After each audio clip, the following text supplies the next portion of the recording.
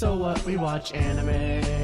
So what, we play League. We're just having fun. We don't care who sees. So what, we stay in. It don't bother me. Living young, pale, and nerdy. Hello and welcome to the Reetin Entertainment Podcast, episode 336 for February 6th. Yeah, February 6th. That's the date. 2022. My name is Nathan Reetin Spruth. Joining me this week, we have Andrew Roa McFain. It's me again. You can't get rid of me that easily. What? How did we try to get rid of you? You know. Oh, right. By saying you had to buy 2 plane seats. That's it. Before the podcast. And then also joining us this week, we have Cyberpunk. Connor, the Cyberpunk Monk Bash. I'm great at openings. Connor, the Cybernemesis. Shadowrun. And of course, I'm your host, Nathan Reetin Spruth. We're gonna have a fun show today, but first we need to ask Aroa where we can find him. You go to the Row website. It's a fucking link. You go to the links. Twitch. Hey, I've been doing that again. We'll see how long it lasts. It won't last. It'll last. It'll last. And then we also have the Cyberpunk Monk. Where can we find you? You can find me at Aroa.website as well. One of those links that I want to bring your attention to is Clinton's Core Classics, a Rise of the Rune Lords actual play first edition podcast. My mission for you need to stop whatever you're doing, pull over to the side of the road, make an iTunes account, and go ahead and give Clinton's Core Classic Rise of the Rune Lords a 5-star review and just write literally anything. Like, I don't think it actually matters what you write. I think as long as it has text, that's what bumps it up. Yeah, well, and the 5 stars helps as well. If you put a 1 star, that's not good. But a 5-star review with any text would be fantastic. And also, let's just cut the butter here, or I don't know what it means. Basically, cut the butter. Cut the butter. If Cutting you the ever, butter with Nathan Reetin Spruth. if you're one of those people that is like a management position, and you're like, well, I can't give a 5-star review because nobody's perfect, so I can only give 4s. Go fuck yourself. If you're giving reviews on iTunes or Spotify or an Uber drive, then give the person a 5-star, because especially if it's a setting where the people are required to meet a certain metric, if you give them a 4-star review, that actually looks terrible on them and they could get fired for it. It's really fucking annoying. So, yeah, don't be like that. Don't be the person who says, oh, you can't be perfect, so I'm going to give a 4-star. Anyway, I'm Nathan Reetin Spruth. You can find me everywhere at Reetin. Go to YouTube and find me at Reetin or Reetin Entertainment. Go to Twitch. I stream every Monday through Friday from 6 p.m. Pacific Time to 9 p.m. Pacific Time. That's 9 to midnight Eastern. And that's twitch.tv/Reetin. Go to Twitter. My handle is Reetin. It's Reetin everywhere. It's very common. You can also find me on some of those links on Aroa.website. Connor, what games have you played this week? Well, you see, the thing about that is I played a game called Being on Call this week. Oh, and Not again. Well, yeah, people keep on being sick, and anyways, boy, have I been busy. So I have played one game at Space Station 13. Yep. I played it like 3 hours ago. And that's it. And now you're doing a podcast. Now I'm going to do a podcast, and then after this, I have to go back to editing the other podcast. Oh, that's fun. That's fun. Editing podcasts is fun. You'll be done with that editing in like a year and a half. It'll be fine. In like a year. And then you'll have more editing to do. It's a vicious cycle. And you hear it here, folks. If Clinton doesn't put his headphones on, or if Reetin keeps on interrupting people, one or the two of them is going to get strangled, and it's going to be an unfortunate accident. I think you live closer to Clinton.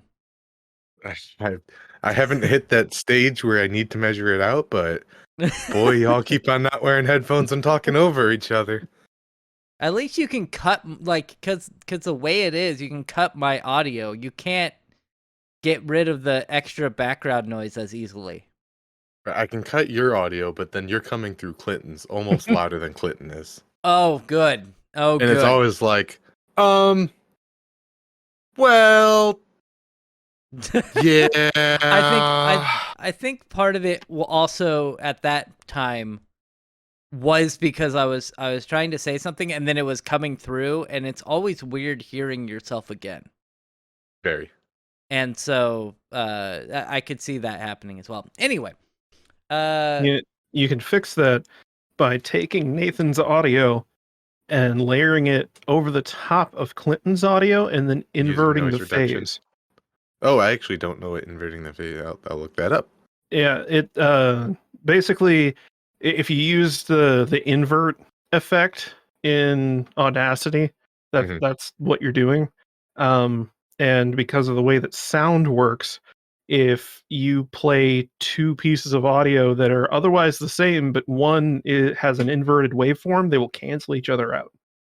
That is good to know. I've been using noise reduction, and it works sometimes. yeah. If Yeah. like you have to get it exact, but I that, could like, do.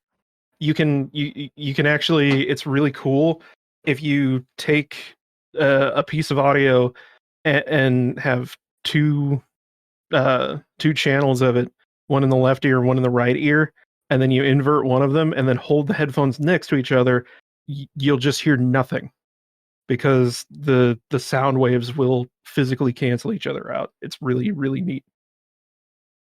That's cool. Thank you for teaching us today, Aroa. And You're Excuse welcome. me while I Google some things. and speaking while he Googles some things, Aroa, what games have you played this week? I've been playing what Connor probably wishes that he's been playing, which is Dying Light 2. Yeah. It's I saw you drop pretty kick some good. guys. Yeah.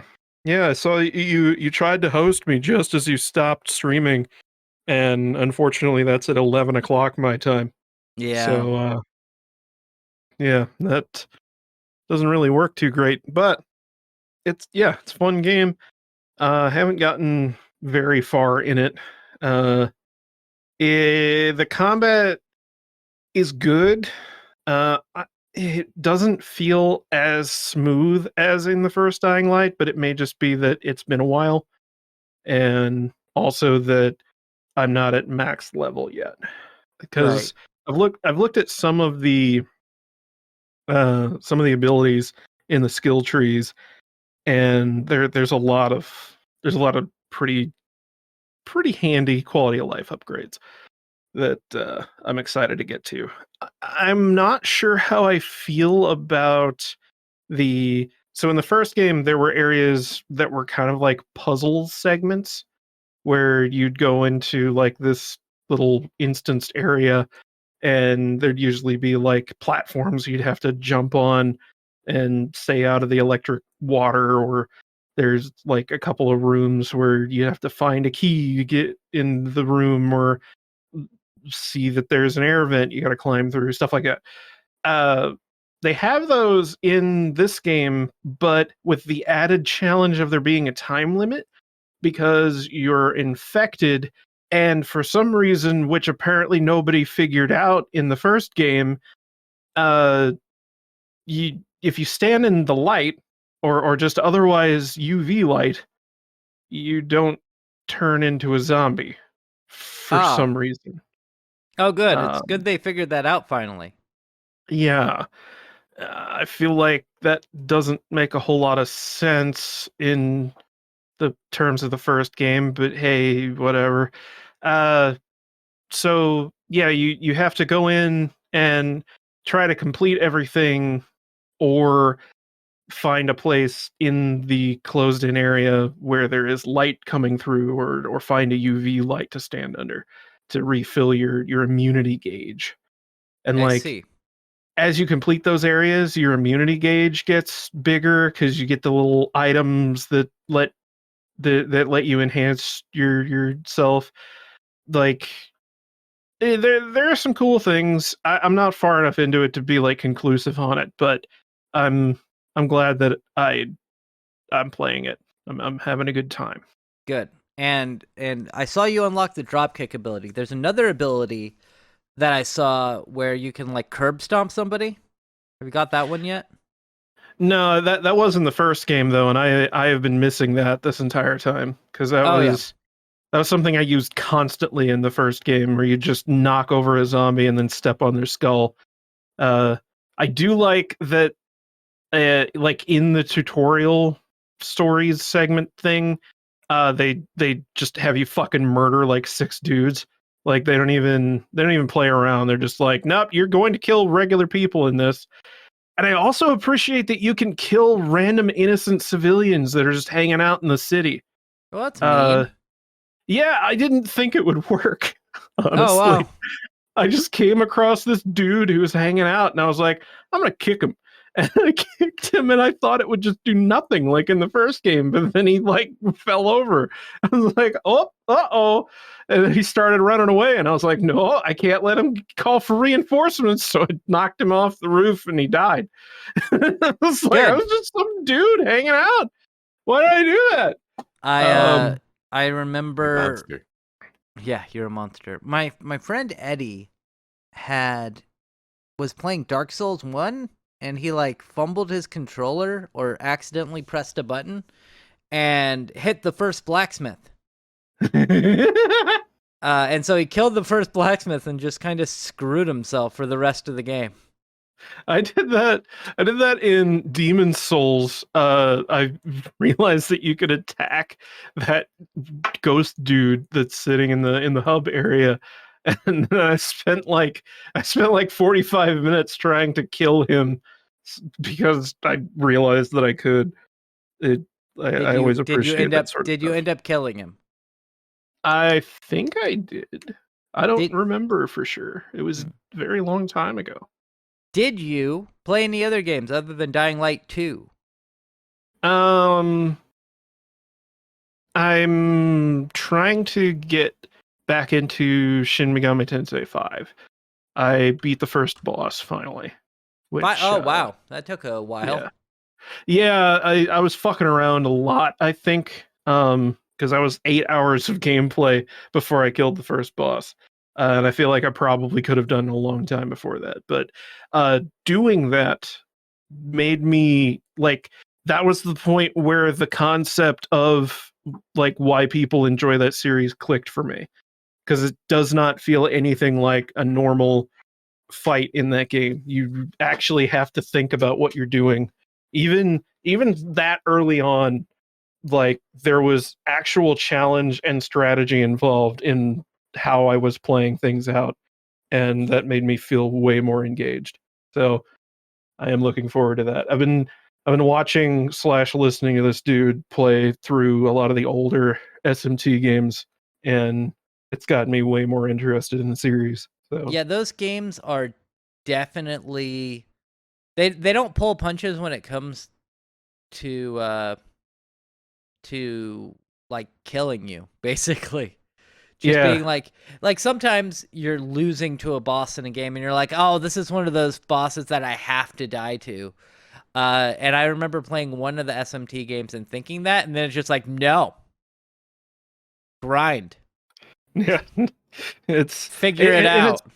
It's not even necessarily that you have to grind either. Like, sometimes you do, but like a lot of the time it's just you didn't strategize for this or didn't know what kind of boss you were getting yourself into, and you're going to have to die once because you have to do reconnaissance and see what he's weak to and all that shit. Yeah. Because of just the way that the press turn system works. And like it's very much in the vein of Pokemon, where like everything is working off of this rock paper scissors sort of thing, but there's it at least it feels like there's so much more depth there, and not like artificial depth like in the case of Pokemon. Well, and also the hidden stats and all that. Well, and also they don't really tell you in Shin Megami Tensei. Like Pokemon, they're like, and this Pokemon is weak to fire. And this Pokemon is weak to lightning. And Shin Megami Tensei, and they're just like, yeah, I figured it out. Yeah. Yeah. I do appreciate that, like, once you hit them a few times with different attacks, like it'll tell you whenever you go to select the attack, like, Mhm. what did you forget, stupid? No, don't do that. Like, Yeah. he's immune to that. Dummy. So Yeah. Did you anything else? So Shin Megami Tensei, Dying Light 2, anything else? nope. Okay. We're gonna move on to me. Games I played this week. What did I play? I know I played some Mass Effect. And I started playing Mass Effect the Legendary Edition because it was it's included in Game Pass. So For some reason, I still have that game installed. Someday I'll finish it again. it's good. I have tried good. to rebeat Mass Effect 1 probably 10 times now. It's a good game. I like it. I'm having fun with it. I don't like Thresher Maws. But I wanted a game that I knew I could beat this month. So you chose Mass Effect? yeah. I can beat Mass Effect in 30 hours. It's a 30-hour game. Yeah, I mean, if you really hurry, you could do it even faster than that. Yeah. It's not a 50 or 60-hour game. It could be. It's got a That lot was of like side a- stuff to do in that game. That was like a 2.5, 3 day finish for me whenever I was younger.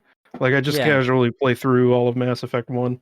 Yeah, Mass Effect 1, like I looked up time to beat, and it's around 30 to 35 hours, and that's with doing most of the side stuff. Really? Yeah. Yeah, none of those games are super long. You probably got some nostalgia going because it definitely feels a lot more grandiose that first time that you play through it. Yeah. Maybe. But so I wanted a game that I could play and beat this month because next month I'm going to play the new WWE game that's coming out because of course I am. And then Is it different? yeah, I hope so. Like is it good? I guess my real question is it going to be good? Like, is it going to be a broken, buggy mess again, or? Well, they've spent 2 years working on it this time.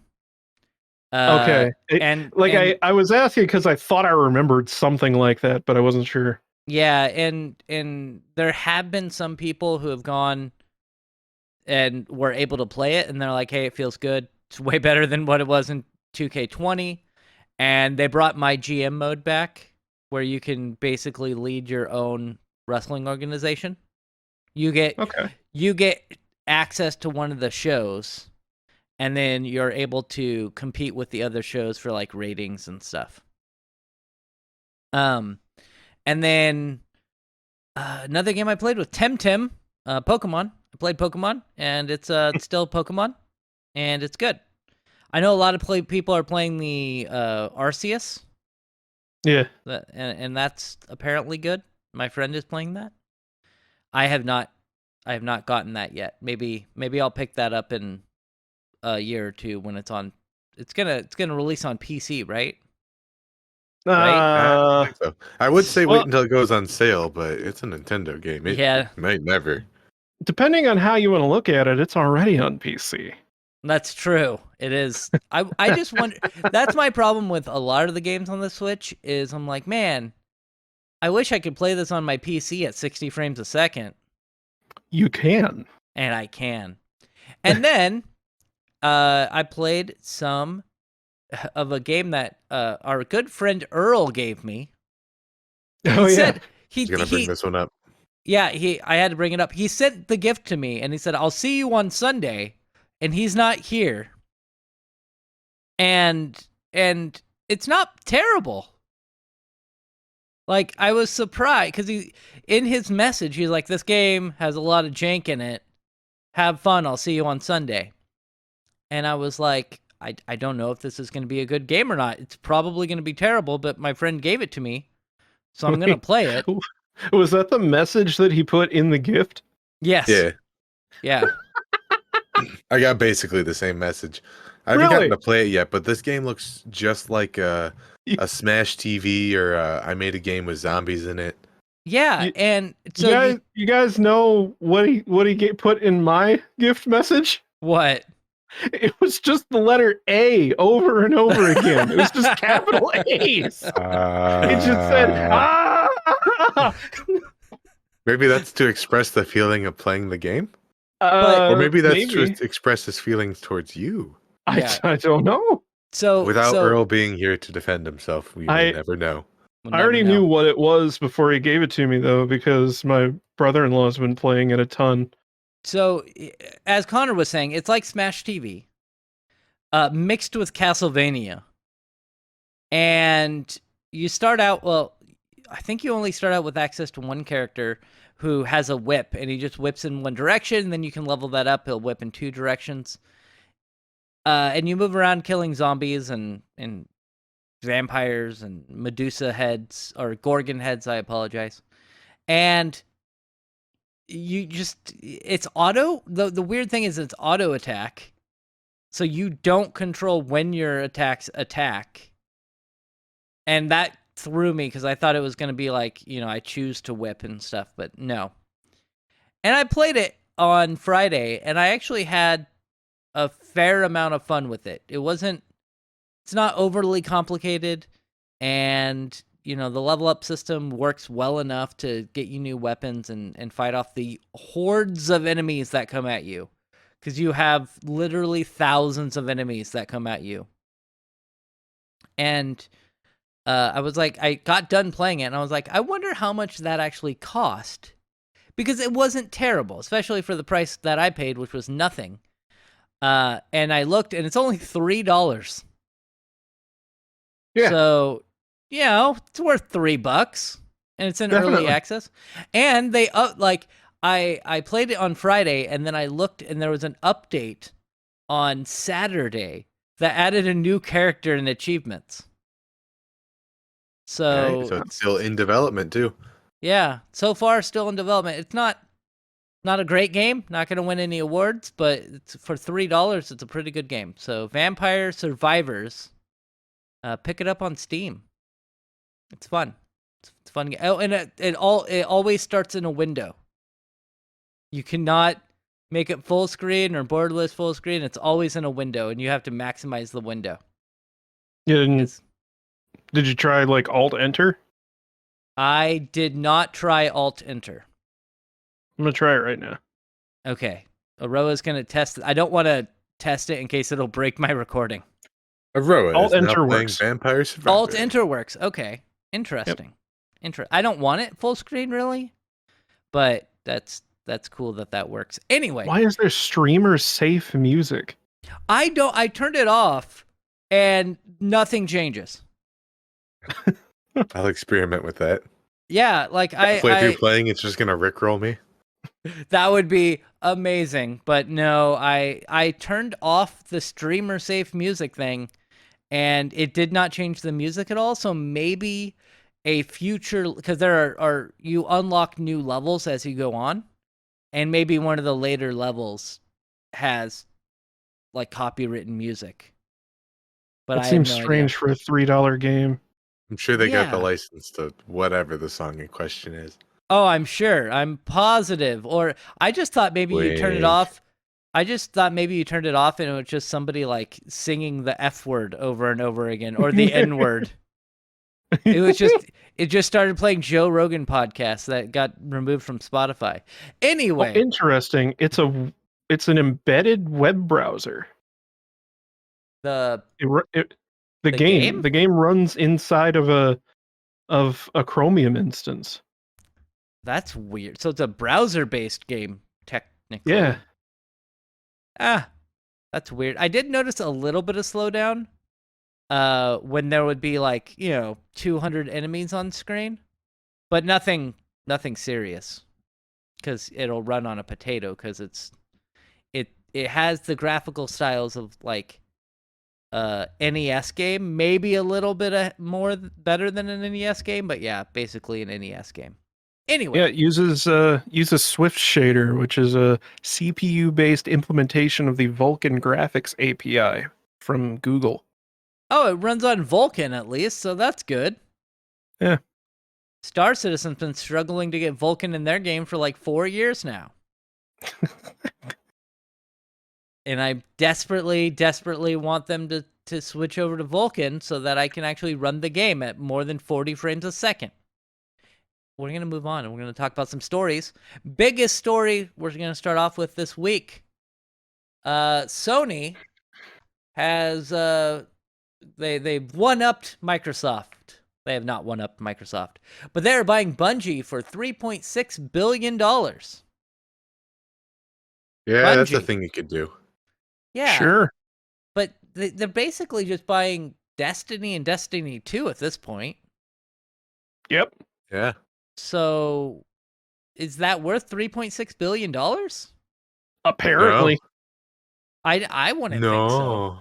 I don't think so, but Like, they do. yeah, apparently good for them, but they also have, what other IPs do they have? They have Marathon And Oni, and Oni. Do they have Maybe. anything else? I don't know if they actually own that or not. I hear they also have this little game called Halo. They have the rights to that, right? No. Oh, okay. No, they don't. Microsoft owns the rights to that, obviously. So, just a couple of weeks ago, we had Activision Blizzard being purchased by Microsoft, and now we have Sony buying Bungie. I wonder if there are any companies who. What is Nintendo gonna buy? Tune in next week when Nintendo buys Zynga. I was thinking Atlas or something, but I doubt was thinking that'll that Sony would have bought like Square Enix or Atlas.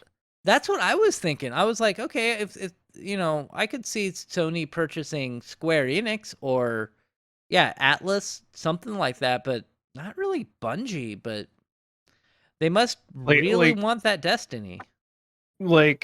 Especially spending something that they were going to spend like multi-billions of dollars on. Like you're thinking like a Capcom or like that rumor that was going around that they were planning on buying a bunch of Konami's underused properties. Yeah. Like Castlevania. Castlevania, the Silent Hill, any of that shit. And instead they I guess the underlying stuff might have been there because I remember that the PS4 controller was actually specifically designed around Destiny. Oh, was it? They consulted with Bungie on designing the controller and most specifically the triggers, because they knew that the PS3 controller, that was like its worst feature, was that the triggers were designed like a fucking moron. Your fingers would slip off the R2 button. Yeah. Like it was the worst concept for doing triggers. Like the PS2's pressure sensitive shoulder buttons were more effective than the PS3's mushroom head triggers. So yeah, they consulted with Bungie on the design of the controller and specifically the triggers. So good. Like I guess there was some kind of working relationship there to begin with. It seems really strange that Bungie. It seems really strange to me that Bungie would want to sell to Sony at that.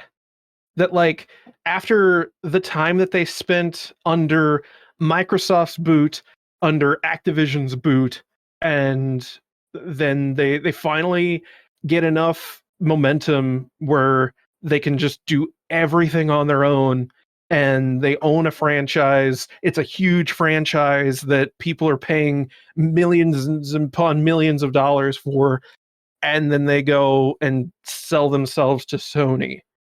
Now, Aurora, I do understand that's a very valid point, and I do have one counterpoint. And by one counterpoint, I mean to say I have 3.6 billion counterpoints. Yeah, I know. That's true. Like it still kind of, I guess, I guess I'm probably romanticizing Bungie a bit because I remember whenever they were a younger company, like they had a lot of the same feel as like what people attributed to younger days with Blizzard. They felt like a group of guys who were just making really cool stuff.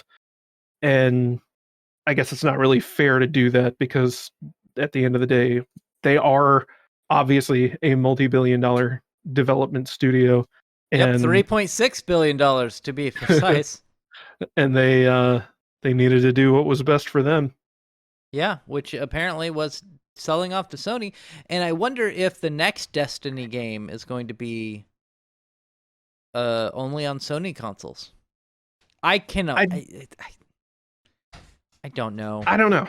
Like there were people who were like, "Oh, is Destiny 2 gonna be taken off of Xbox?" No, you idiot. That's No. not how games work. No. They'll continue. If anything, they'll keep Go the into your house servers and up. break the fucking disc. They'll do it. If anything, they would just make Destiny 3 exclusive to Sony. Yeah, but I also feel like that would just be a stupid move. It would honestly. Because like they'd be losing way too many players, and they'd lose a ton of income from that. And like with the way that Sony has been doing things with putting a lot of their previously exclusive titles on PC, I would not be surprised if they just kind of maintained status quo with what Bungie's doing and really just wanted to maybe get the talent / the tech that Bungie is working with. Yeah. Anyway, so Bungie has been purchased by Sony for $3.6 billion, which is good for Bungie. I wish I had $3.6 billion. And we're going to move on. And finally, some more good news, not for me, but for players of World of Warcraft. Finally, they're going to let Alliance and Horde players do raids together. Yeah, this was a fucking long time coming. I always thought it was weird in any MMO. And World of Warcraft was, well, it wasn't the first one because there were Dark Age of Camelot also did a similar thing where there were different factions and you couldn't intermingle with those factions other than like PvP stuff. And I always thought that was stupid. Like, I understand that the Alliance and the Horde are separate. Like, they're I think in storyline they're all fighting each other and in some war. But you They're can't crafting even war across the world. Yeah. But they can't even talk to each other. At least back in the day, they couldn't. There are still reasons for that. Like, yeah, they're stupid. Well, yes, but also like it's supposed to be that people in the Horde versus the Alliance speak different languages. And that's how they means keck. And that's how they portray it in like the in-game chat. If you /s, just speak out in the open, then people of the opposite faction won't be able to understand you. The problem is that ever since, well, shit, you could even go back to the Lich King. And note that like the Alliance and the Horde have worked together multiple times already. It has happened numerous times. The entirety of Legion was that. Then Battle for Azeroth, the previous expansion, that was like the fucking moral of the entire expansion was, hey guys, why the fuck are we fighting still? This is really dumb. And like you spend a huge portion of the campaign working cross-faction, but just only with the big important characters and not individually. Well, instead they added a war mode feature in that expansion so that you could do world PvP without being on a PvP server. there were ways that they could have done this years upon years upon years ago. Because it's been Yes. out for, 18 years now? And the reason I mention all this is not because like they couldn't have done it, and that they were saying they couldn't have done it. It wasn't that. It was that people were complaining that it didn't make any sense plot wise. Like it doesn't make sense in universe. Why are Horde and Alliance people working together? And the answer is like they've done that so many fucking times already. It doesn't mean anything. I think that they could have done it a couple different ways. One way I would have done it, when either with an expansion like the Lich King, is if you complete the expansion, then it opens up the ability to like speak and group up with people of the opposite, so Horde or Alliance. Another way is Star Wars Galaxies actually had a feature where you could speak like if you were a Wookiee, you would speak the Wookiee speak. I don't know what it's called. And people could learn how to speak Wookiee and then talk to you. Like That's they had probably to, the best way to do it in a role-playing game. yeah. Like there were ways that they could have done it either through storyline progression or just learning how to speak. Like you don't even need to be able to group up, but like I always just thought it was silly that they couldn't even speak to each other. But Yeah, you can in the like instanced chat. So like if you spoke in trade chat or in world chat, it all worked.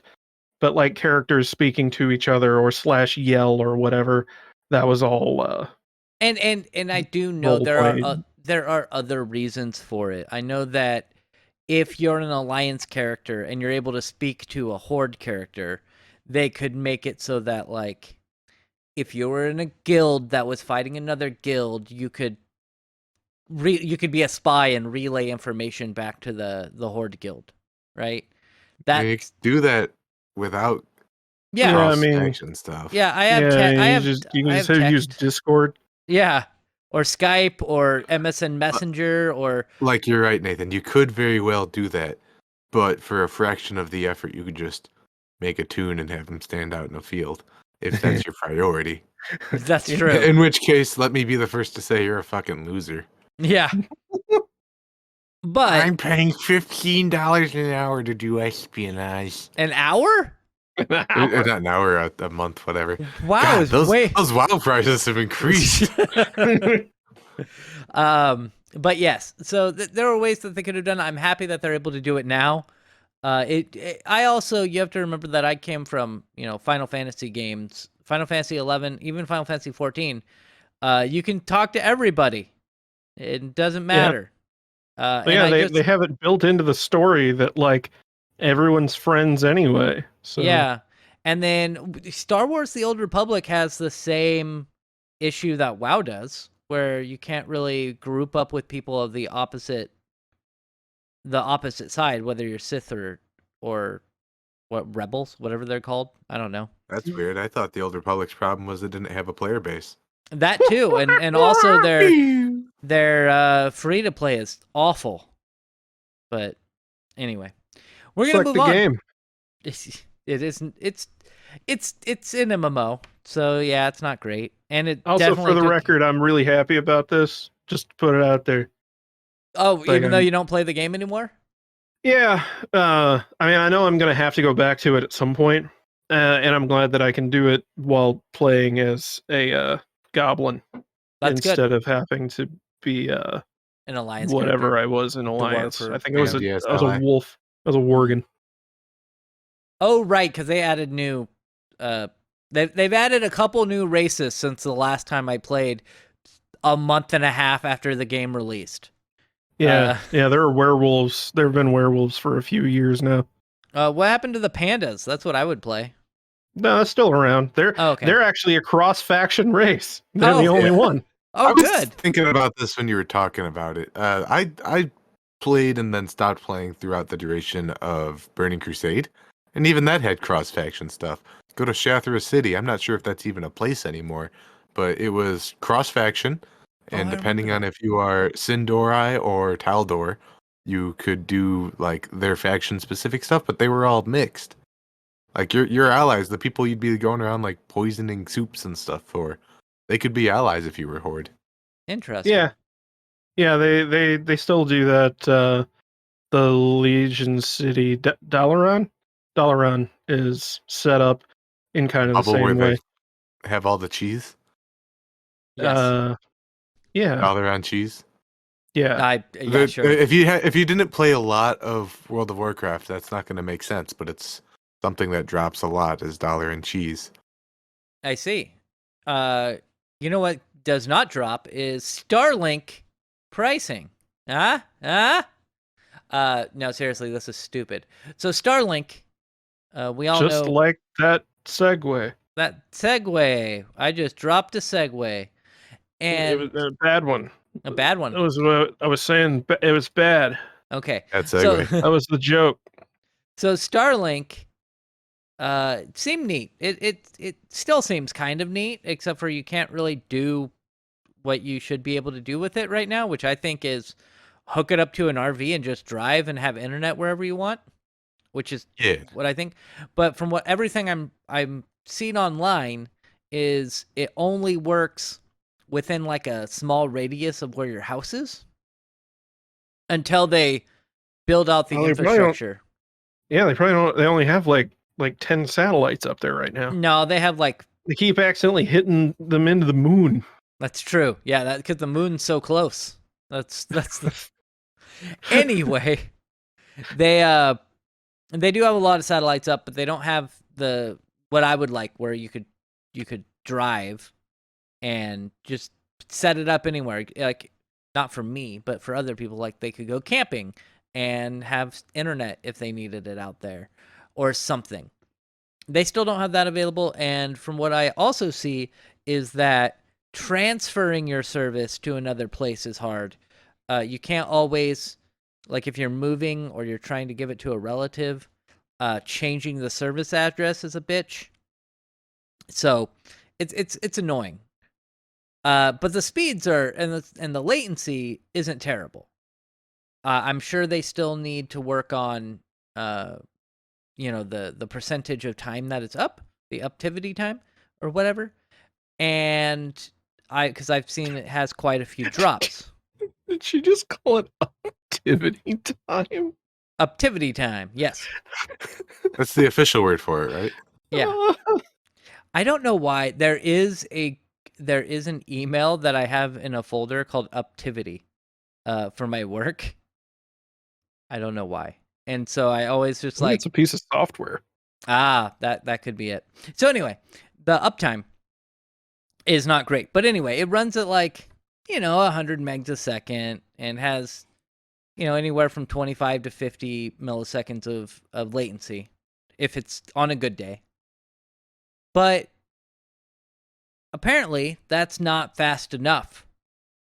And what you pay right now, you pay $500 for the installation. You pay $500 for the dish, and then it's $100 a month for the internet.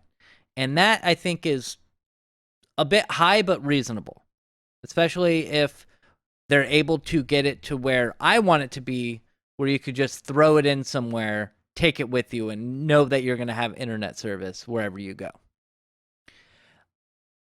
So they're introducing a new premium tier of Starlink. Oh. And so it begins. The pricing goes from $100 a month to $500 a month. What? Yeah. Starlink Premium will cost $500 a month and give you 500 megabits per second internet with 20 to 40 milliseconds of latency. What? Original. That's good for me because I work and live on an oil rig and I need to play my Madden. The normal Starlink, the base plan is 50 to 250 megabits per second, with 20 to 40 seconds or 20 to 40 milliseconds 20, of 40 latency. seconds. Ooh. That's using that latency. You can catch those bits with a net. The upload speed on the normal plan is 10 to 20 megabits per second, and the premium plan is 20 to 40 megabits per second. So, okay, it's $500 a month. Probably the same installation fee. Incorrect, everybody. It is $2,500 for the antenna and other hardware. Well, the antenna is a premium antenna. It's bigger. Yeah. Oh, okay. I'm not One- joking. Oh, okay. It's stupid, is what it is. It's really Yeah. stupid. That's a lot of money. The new premium antenna is larger than the normal one and supposedly helps ensure bandwidth for critical operations even during times of peak network usage. You know, with the like 10 other people who have the service. In your area. So here's another thing I would like to say is don't get the premium plan. If you're going to get Starlink, get the base plan. It's fun. Like 100. It says here you're gonna get anywhere from 50 to 250 megabits per second, with about 20 to 40 seconds of latency. And I am one of the people who, if I lived in an area with that AT&T 10 or 5 gig internet, I would buy it for $200 a month. So because I'm insane. But that's also like, that's worth that money. It is. The $2,500 for the install and $500 a month is not worth it for 500 megs a second. No. And Starlink at its base price is worth it, especially if you live in a remote area. If you're getting 100 megs a second for $100 a month, and you're in an area where that's your best option available, that's great. But $500 a month, that's a lot of money. That's more than a car payment. That's more than I pay on my house every month. It's a lot of money. So you'd need to be in pretty dire straits. Like, you need to be somewhere incredibly isolated, and you, capital N, need that kind of bandwidth. Yeah. The one thing I really do like about Starlink is they market as a benefit. They get really hot, apparently. So hot, in fact, that it will melt snow when it lands on it. So they're like, oh, it actually heats up so that it won't damage heart. But no, really, it just gets really hot because of the way that the satellite works, or the way that the dish works. And so cats are now laying on the dishes. And they're like, oh, it's really warm. And my girlfriend's cat, I don't have Starlink, but I'll turn on the heater in the living room, and she'll just lay down right next to the heater. Just like, this is where I want to be. So cats definitely do that. And I thought that was hilarious. But they also have, to go to your earlier point, they have 2,000 satellites as of mid-January. And they say Starlink has launched 2,000 satellites as of mid-January with around 1,500 in operational orbit. The current system is authorized for up to 4.4. I think they messed up. 4,400 satellites. They put 4,408 satellites, around triple the current number. My brain, I can't read today. I'm sorry. I don't know what's up. I must be foggy headed. Let's go. 4,408 carbon satellites. monoxide. Must be. Around triple the current number. So if you're interested in premium tier, don't.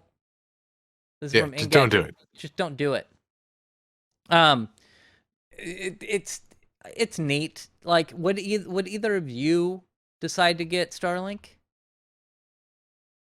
It'd have to be really dire situations. It'd have to be where I would need it. I would need to be like on the top of a mountain in Tennessee, or something of that kind of situation where there's just nothing else.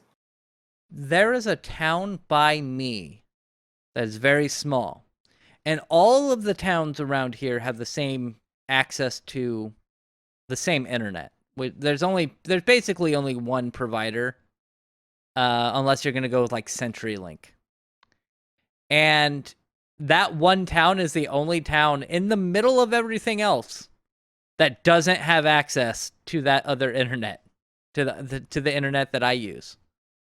And so that's the only way I could see myself getting Starlink is if I lived in that small town, which I would never live in that small town. And that's the only way I could think about if I were getting it, or if I was traveling a lot for work and like had like a van I was staying in. I don't know, because I know a lot of people will do contract jobs, especially electricians, where they'll just like have their own little RV and they'll drive and work at a place for like 3 or 4 months and then drive to another town and work at that place for another 3 or 4 months. And Kind of like the dream, isn't it? I mean, that would be cool, right? I But love that. other people might, like those people might benefit from something like this. Yeah. But I don't think, we're pretty much like work at home and we're always at home. Except for, I guess Connor goes on to on site to, I don't know, you punch sick people? Is that what you do? When somebody like, if somebody gets promoted or something and they don't trade in their laptop, or if they change departments or whatever, they send me in and I punch their buns. Oh, good. Oh, good. I'm the IT enforcer. Oh, okay. That's why I have to be on site. I see. But yeah, I don't go on site, so whatever. We're going to talk about the last one, and this one is, I was going to say a long time coming, but not really. It's only been a couple of years. Google Stadia is now being deprioritized to what's called Google Stream, which is a white label service. And reading through this article, it looks like Batman Arkham Knight was released on an AT&T thing. Give me a second. I gotta find it in this article. AT&T. Yeah. AT&T released a cloud version of Arkham Knight that was secretly powered by Google Stadia. And I don't know where it was released, but apparently it was released.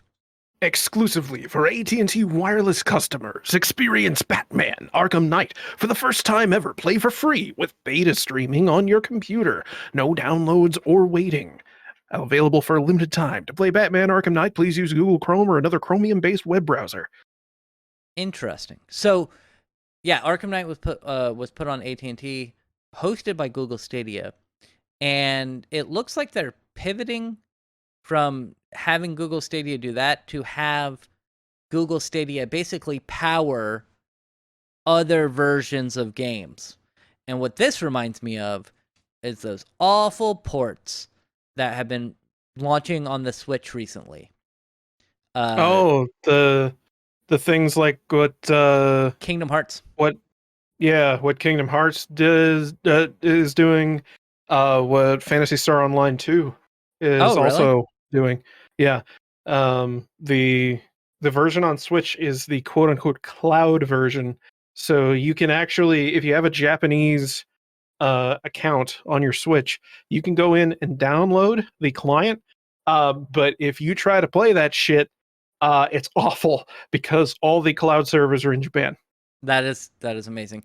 I'm gonna go back and talk about. I was reading about Final Fantasy XI, and back in the day, there was a boss called Absolute Virtue, and the devs were like, "Oh, I don't know why you guys can't beat it. We can beat it," and they would release videos and show the devs beating this incredibly difficult boss.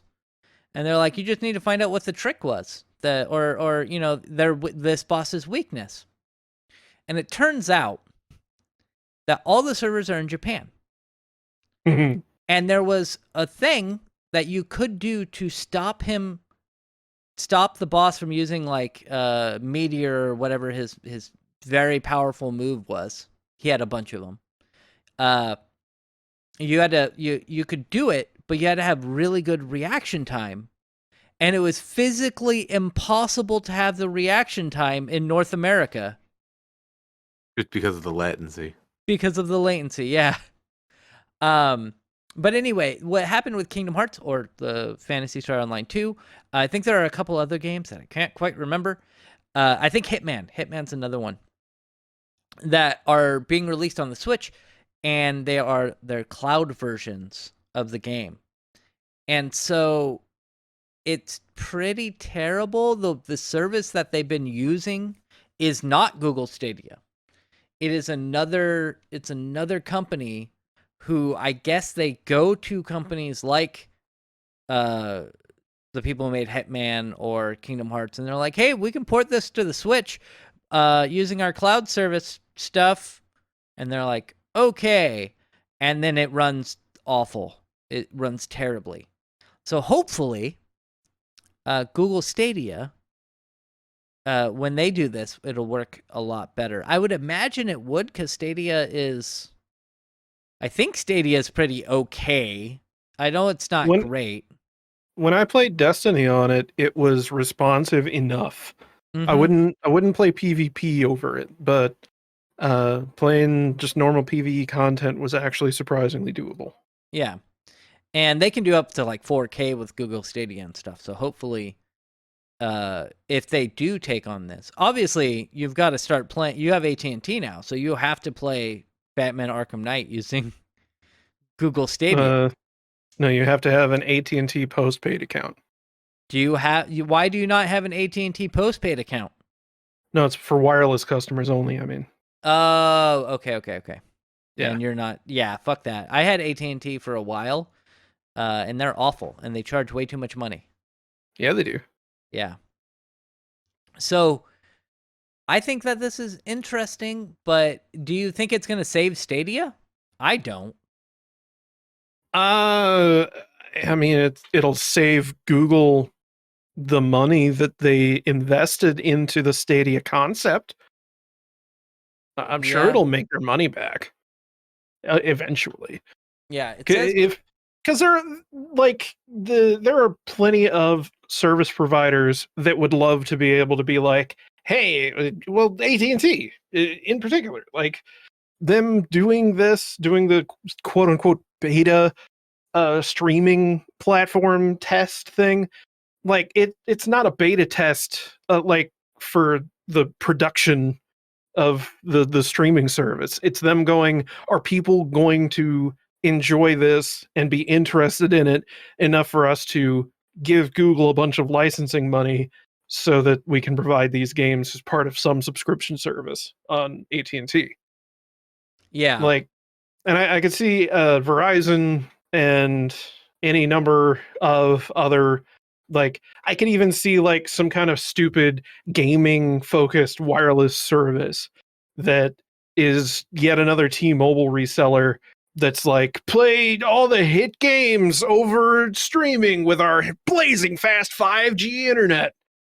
Like, I could see any number of things happening by reselling this service, all of which would probably be both a better value than Stadia, and also would just be easier for Google overall because they don't have to sit there hoping that people pay for it.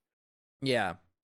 I mean, maybe they'll start doing things that other company has been doing. I don't know which one or what the company name is, but I wonder if they're going to start doing that where they port games like over to the Switch.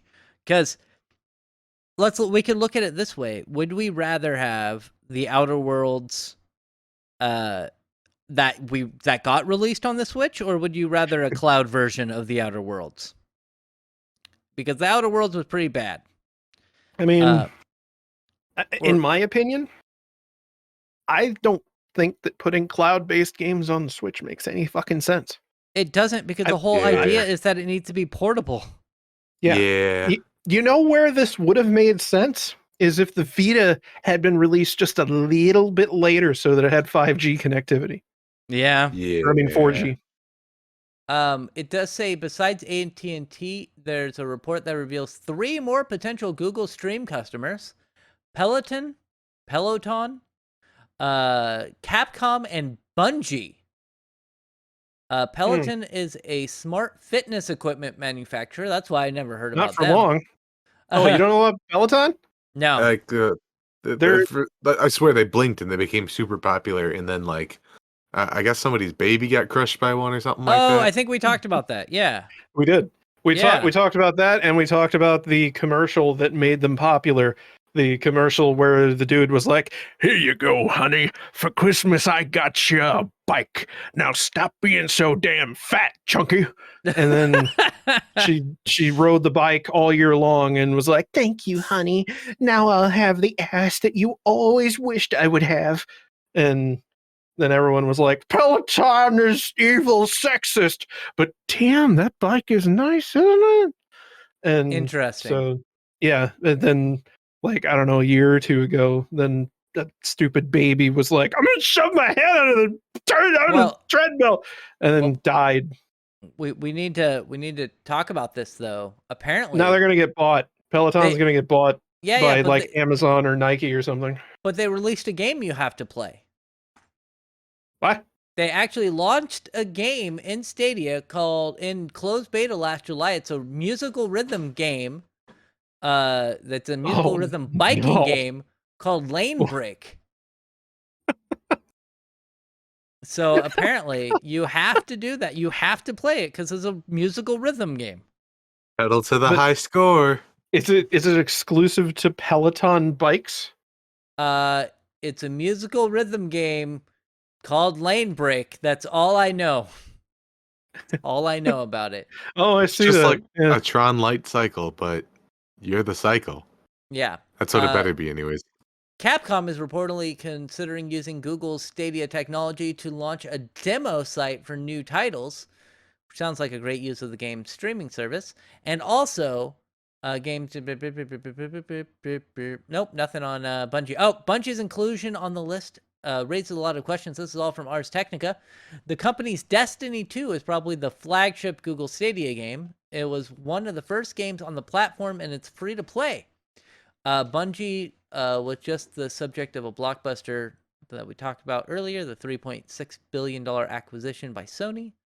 And nobody knows if the company will continue with previous plans. If they're in writing, they definitely will. If those plans were written down and signed by two companies, I'm 99% sure that those plans will continue to happen, just like Deathloop did for Microsoft when they bought that one company, Bethesda. Yes, because the company, like Microsoft, did not want to either screw up the deal or go to court because they refused to honor that agreement. So I can guarantee you that if those companies had anything written down, if Google and Bungie had anything written down, those plans are definitely going to happen. That way they don't go to court. Like, I would not be surprised if Destiny was like the only game anyone actually played on Stadia at this point. It's kind of like Homefront on OnLive, where like they didn't have Call of Duty, but damn did they have Homefront. Oh man, I still have an OnLive somewhere, like the console.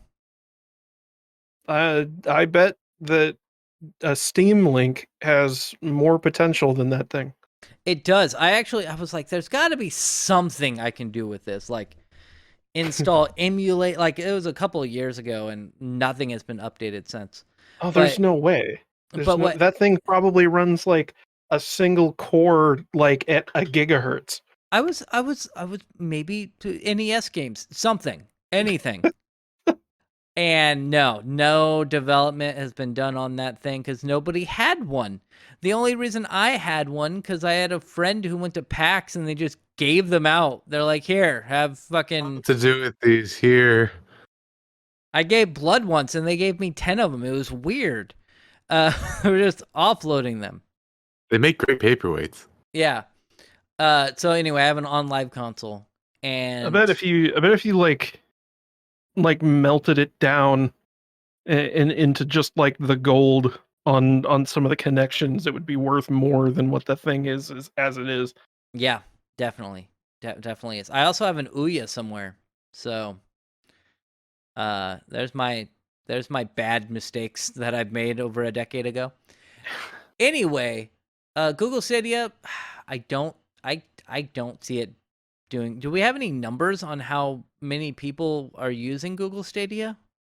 I 8. would be surprised if Google has ever really released anything. At least, maybe they did like initially, but there's like no way that we have anything up to date. They're like, 'Cause- we have 100,000 users on our first day, and then the second day, and they're like, we have 30,000 yeah, players on our second day.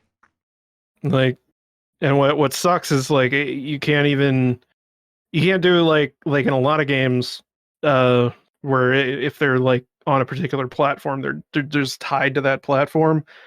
Yeah. Destiny, like you can see everybody on there, so there's no way. Because I was going to initially say you could maybe like try to play Destiny and see how long the queue time is in PvP, but Well, yeah, but you can't really do that. Like at least with Steam, and specific games, you can say how many people, how many people are logged in at specific time, or like peak concurrent users per game. But you can't really do that with a platform like Stadia. If they hide the numbers, they hide the numbers. yeah, And the only thing is, maybe I don't know how it works, because you would imagine if there's still going to be a limited amount of hardware on Stadia in the back end. So if everyone's playing Destiny at the same time, they've got to make concessions somewhere, and I'm just curious what those concessions are. Unless yeah, I don't know. Like, I'm sure that they had enough hardware. Like they had enough hardware bought where they'd be able to hold a certain capacity of players, and they would just introduce like queue times or something if they were to get overloaded. I'm just willing to bet that has not even come close to ever happening. yeah, they have a bunch of unused hardware is what they have. I bet they do. I bet they have a ton of NVIDIA cards just kind of sitting on a blade stack somewhere, and nothing's happening with them. They're just sitting there taking up space. They're mining when they're Or not they're being mining used by Ethereum with Stadia. them. Yeah. Yeah. That's what I would do. Can we Might as well can we buy a Stadia account to mine Ethereum? Anyway, I think we're done with the podcast for the day. We're gonna leave, and we'll be back next week talking about more video game and tech news. Thank you for being here, Aroa and Cyberpunk Monk. No problem. Yep. Hey, I forgot. Eloquently done.